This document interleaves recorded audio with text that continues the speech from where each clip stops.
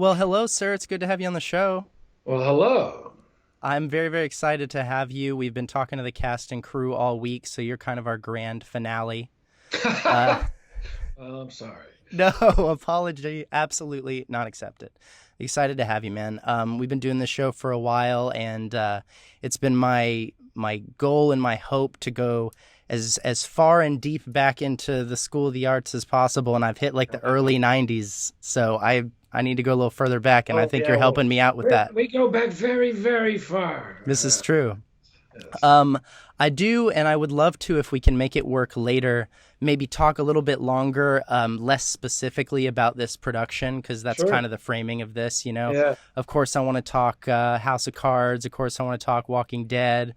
I even want to talk Time to Kill, if that's okay, KK, with you, sir. Uh, Okay, all there's right. a really a horrific story about The Time to Kill. Oh, man. Well, Yeah. please, It's please really good. save It's it for really me. good. We'll do it on our full episode. All We'll right. tease everybody right now. That's coming. It's on its way. But in the meantime, Bent, sir, you're in New York City. You just landed. Thank you so much for Yeah. taking the time after just rolling in to chat with me, man. Sure. So you got to talk to me about being directed by your daughter. Let's start there. I mean, that's the most interesting That's thing. She and I just talked the other day, and she was saying she really wants to act with you, and she thought this would be a good way yeah. to maybe start. That's what I think we thought would happen first, is we would get to act with each other, and we've looked for projects. We really want to do the play The Humans together. Mm, And yeah, we sort of thought that would happen first, and then I've seen her direct twice before, and I really don't know where. We never talked about it, her growing up. I mean, I directed some, but we never talked about it. And she directed Godspell in high school, which is a really hard play because there's no structure to it. And Emma created this whole structure that wasn't, some directors impose, like, oh, it's going to take place in 1952, Passaic, right. New Jersey, as you like it. Um, but no, it was really true to the spirit of it. And I remember going, I didn't teach her how to do that. And the same thing with Bend. I remember when she decided to do it, I was like, you really want to do Bend? It's a very difficult, dark, and it was really, and I'm not just a dad speaking. Sure. I was astonished. The audience in North Carolina, they sat in their seats after the show was over, just sobbing and quiet, and very moved. And yeah, so I'm really looking forward. I got to at the first read through, I was Skyped in, and I was really impressed because one of the reasons I don't do a lot of theater anymore, because a lot of the directors I'd worked with, they're filled with these ideas and theories, but not about just getting the play on its feet and to move and entertain, and that's what it's for. And she's very much like that. She's just very practical. She's done a ton of research, but the research, she doesn't show off her research. A lot of directors, the first rehearsal, they'll sit there and just go, well, I rah rah rah rah, and Right. the Irish folklore in my family, and blah, blah, blah, blah, blah. Exactly. But all her research is very relevant to who you're talking to and what they mean to you. So tomorrow is my first rehearsal with her, and I did tell her she has to stop calling me dad. Um, Is that would throw you off in the rehearsal room? it doesn't throw me up. I think it's not fair. I think, Right. or maybe everyone could call me dad. Sure. Yeah. If that's the So I'm looking forward to it. It's the short answer. Yeah, absolutely. No, I think it's going to be great. I did see the original production as well, How- and I was about to comment, what you just said about the room sobbing after they were at the end of the play, and that school in particular is very peculiar in that way because it feels like it's a combination of a very easy audience and at the same time a very difficult audience because they're That's a all, great way of putting it. you know what I Yeah. mean? They very much are getting the training, they're studying the craft, so their brains are kind of acutely tuned to all the little details and why did they make that choice and why are they doing this and that and does the It's blocking hard to follow the turn them into rules? an audience because everyone watches. It's just ingrained. That's what I know because you went there. Right, It's 17 hours a day. That's all you're doing. right. So to get them, yeah, she turned them into an audience, which is Absolutely. And the yeah, other thing that you get to work with, like on the other side of that coin, right, is that everybody is so intensely vulnerable because they've yeah, been ripped apart all day in voice class or even in dance, they're going through something. posture. So to sit through Bent at 11 o'clock at night is Yeah, it's something. a great way Um, to round out your day. right. Yeah. Just, let's relax, watch these people deal with this. No, but it was exceptional. I saw a lot of the student run stuff that was done at the time. So when I saw they were fundraising to do this, I was like, yeah, man, do that one Yeah, she again. got a lot of the original cast, Hmm. and I remember thinking if Will Bethman isn't when she asked me to do it, I remember thinking, well, if Will's not doing it, because for a while she didn't know if he'd be able to, and I was like, I'm Right. not doing it if Will's not doing Are it. you a Will Bethman fan? Are you? Oh, big.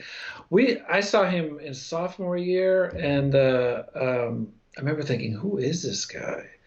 Because he was so free, and he's got a natural charisma, and there's just an ease to his acting. That's he's just very, very naturally talented. And then he got that trained as well. He didn't get it trained out of him, which can happen. Yeah, for sure. But yeah, it's just, and it's very important for this role that because he's kind of Max in the play is kind of abrasive and full of himself, but you have to have a likable person that you're rooting for through all those changes and things he goes through. And he has all of that. He's a extraordinary, extraordinary. And I'm old enough now that I don't have to say nice things about people if I don't Yes. have to. And he's just an extraordinary actor. Yeah. Yeah, it's a well-led team. Other than Emma, Will, and all the talent that's on your side, like what really attracts you to this play? Like you said, when you heard she was doing it in the first place, you were already familiar with it. Not Yeah. everybody is. So, Yeah. what does this play mean to you? What's your background with it? Are you doing it for the first time? Yeah, I've never done this, and it's that's why it's fun to step in and get to be a part of a play that I saw and really liked. The thing about the play is that it addresses a very big idea. It's the Holocaust, but it's just really a very, very personal story. And I think that's one of the things that gets people sobbing in their seats. They're not just sobbing at some facts. It's a fellow human up there that goes through. He has to come to know himself, and he has to show he has to show courage in the face of life or death, but he also has to show courage to himself. He has to look at who he really is, and none of us, all of us have had to do that. And I think that's what attracts me about the play, that it's a big universal thing, but it's not an issue play. It really is a very, very, very personal play, um, which is Martin Shaerman somehow accomplished that. Yeah, I think it's interesting that you say that, especially well, it's certainly true, but at the same time, so many of the other people I've talked to from the cast so far, their answer to that same question is much more about the time that we're living in now. And they feel like That's it's another a big element. reflection of that. I mean, Yeah. is that part of it for you at all, or do you That's see a that huge. power? It's odd because when I saw the play in 2015, the world was completely different, Hmm. and now because I've studied a lot about this period, and it's weird going back into it now. You used to be able to put it at a distance, going, "Wow, look how horrendous the world had had descended to."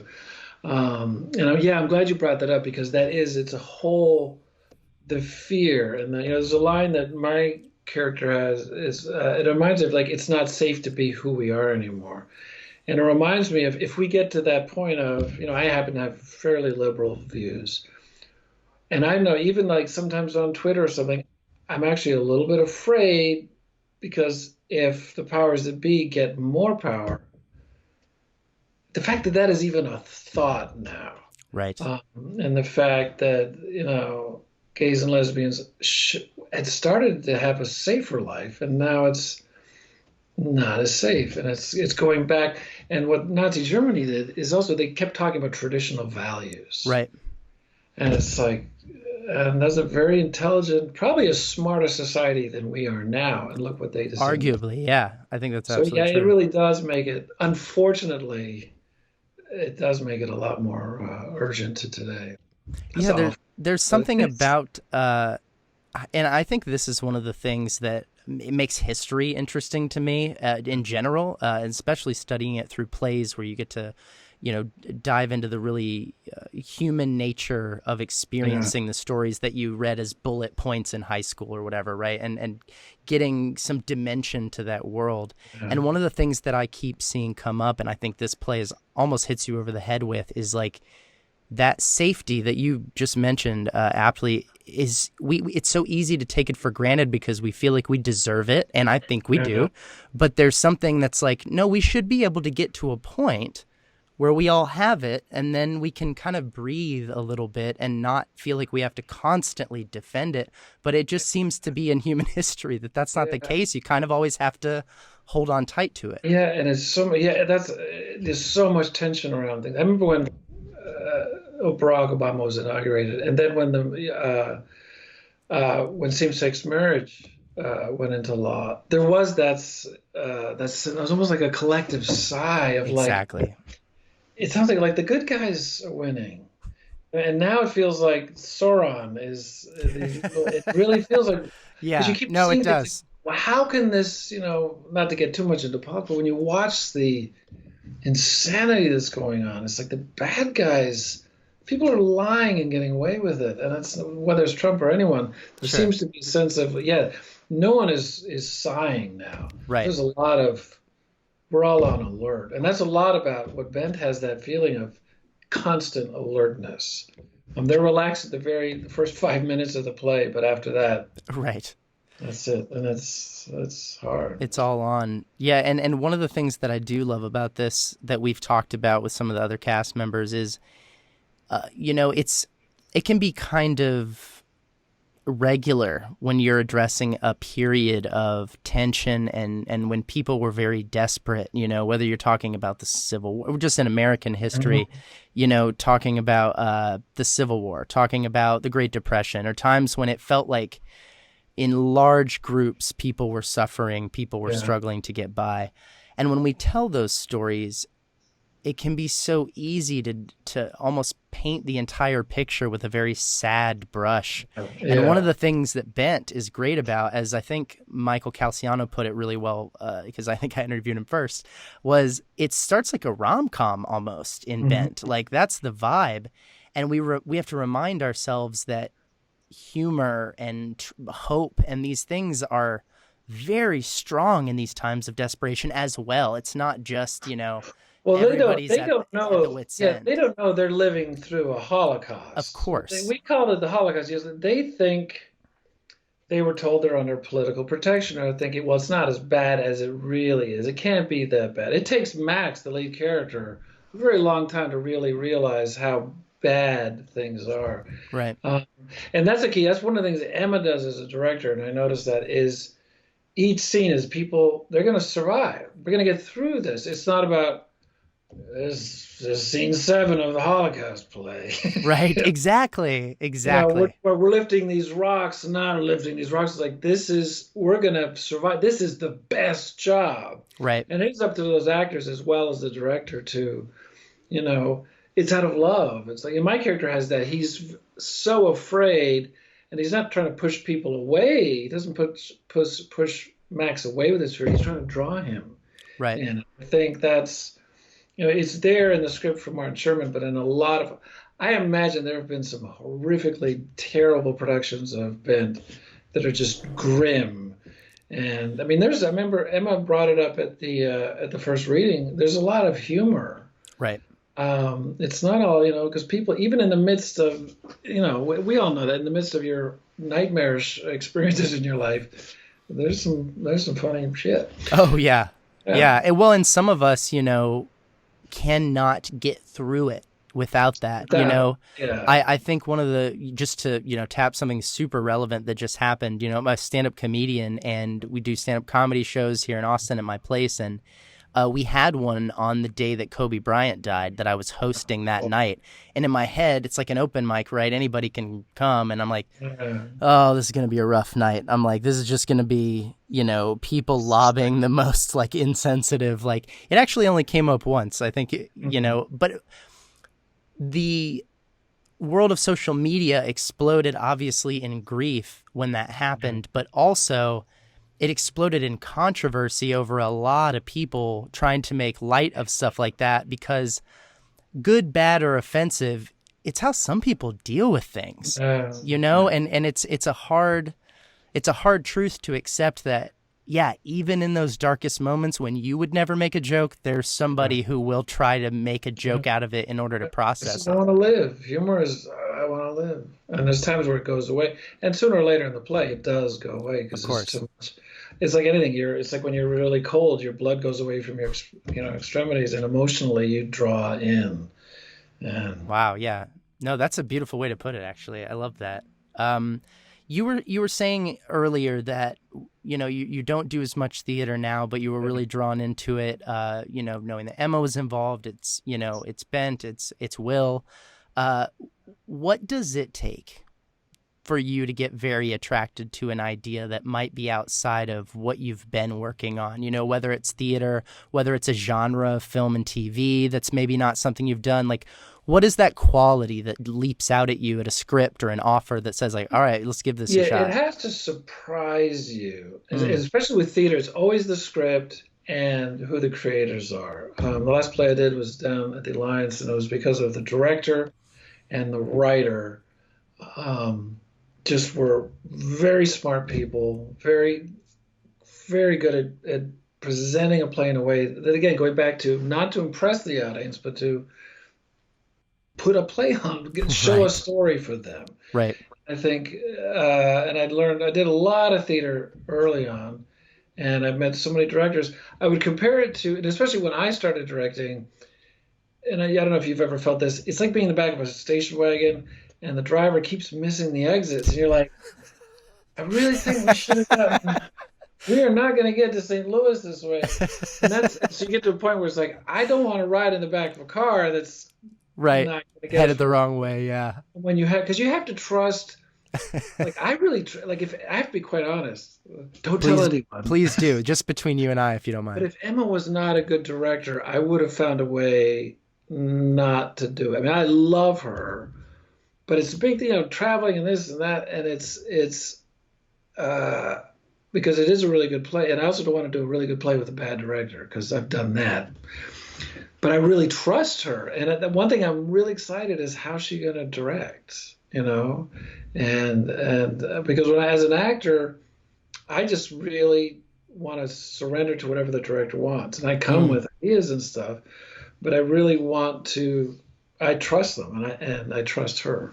But that's one of the things that draws me. And with film and stuff, is mainly originality. I mean, sometimes, quite honestly, you do have to do a movie because you need the money.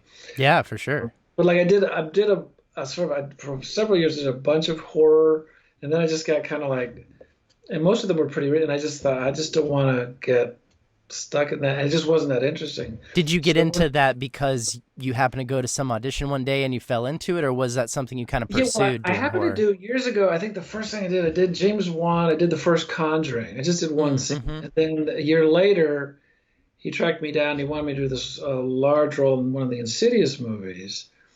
And then he's just a very loyal director, and so then he kept putting me Right. in the other Conjuring movies, and then and then so you have to be careful because those fans are really great, and it's Right. a very there's a lot, but I don't want to get stuck in horror, and partly too is it's not that to do the same thing. I wouldn't want to do the same thing, but it's Right. fun and again, and they pay a lot of Yeah, money. for sure. For sure. But James Wan, for example, is again he's really original. I know that it's not going to be. I'm not going to be bored.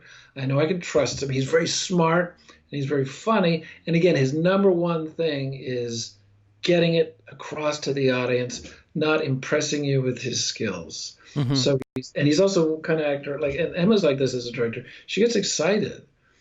Some directors they look like they don't want to be there or they want to.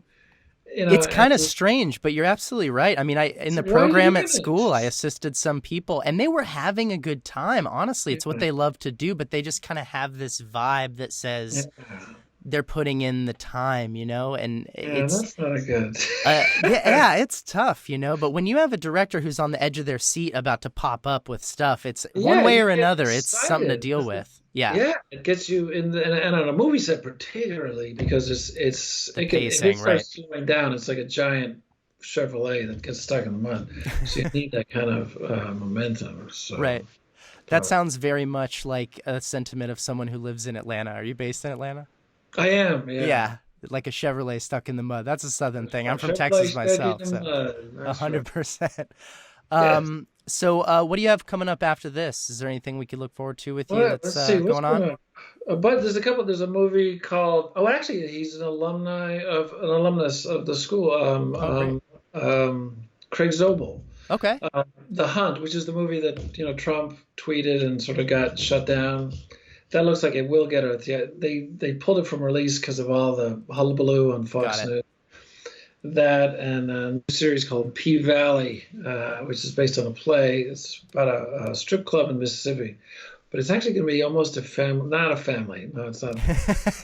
So a couple of things like that. So That yeah. sounds good. Steve, I really appreciate you taking the time to Absolutely. chat with me, man, and get this on the show. Like I said, I hope to get you on for a longer, less bent Sure. focused chat. But thank you so much, and good luck in the show, man. And Thank I you. gotta Thanks for say, your it sounds interest great. in talking to all of us. Oh, So of course, yeah, absolutely. I mean, it's my favorite thing. I said it that's good. at school, when we were in directing class, which if those of you listening don't know, it is essentially just sitting at a conference table with the dean, who's our directing teacher, and talking for the entire class. It's basically what it was with Jerry. And I remember saying then, and it's been some time, and I still feel the same. I was like, I think I just like this.